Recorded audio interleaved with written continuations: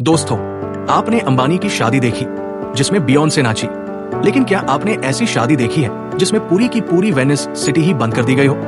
Jeff Bezos, दुनिया के तीसरे सबसे अमीर आदमी, ने ऐसा ही कुछ कर दिखाया और उनकी शादी इतनी बड़ी थी कि लगने लगा जैसे अंबानी का जलवा अब ग्लोबल लेवल पर कोई टक्कर पा गया हो। इस वीडियो में हम जानेंगे कैसे बेजोस ने 400 करोड़ रुपए उड़ा दिए एक वेडिंग पर, कौन कौन से अरबपति उनके मेहमान थे और अंबानी से उनका कौन सा कंपैरिजन बनता है या नहीं। तो सीट बेल्ट बांध लो, क्योंकि ये वेडिंग कोई फेरी टेल नहीं, ये है बिलियनर बैटल का नया chapter.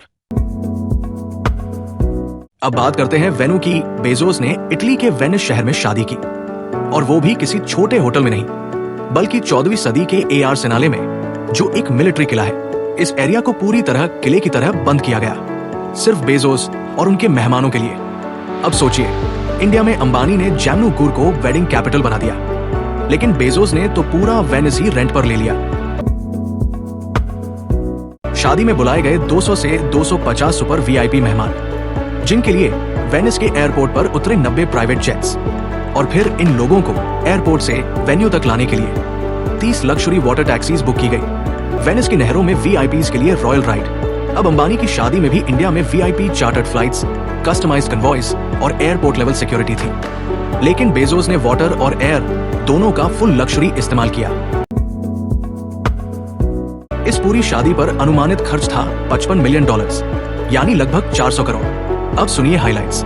Engagement ring 30 carat pink diamond, कीमत 40 करोड़ से ऊपर। लॉरेंस सांचेज की wedding dress 12.5 crore. Venue rent plus security plus decor. कुछ देशों का सालाना बजट भी इतना नहीं।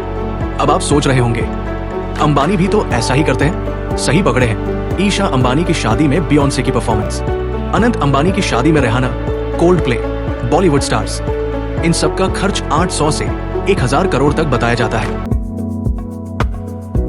अब जरा सोचिए, एक शादी जिसमें मेहमानों की लिस्ट किसी ग्लोबल इकोनॉमिक समिट से कम नहीं। बेजोस की शादी में जो लोग पहुंचे वो सिर्फ वीआईपी नहीं थे, वो थे दुनिया के सबसे ताकतवर और चर्चित नाम। एलोन मस्क, जो स्पेस एक्स और टेस्ला के मालिक हैं, लियोनार्डो डिकैप्रियो, हॉलीवुड के सुपरस्टार, किम कर्दशियन, ओपरा विनफ्री, और इवन ट्रंप और जारेड कुशनेर, जिनका अमेरिका की राजनीति और बिजनेस में जबरदस्त रसूख है। मतलब ये शादी नहीं, पूरी बिलियनर्स पावर टेबल लग रही थी।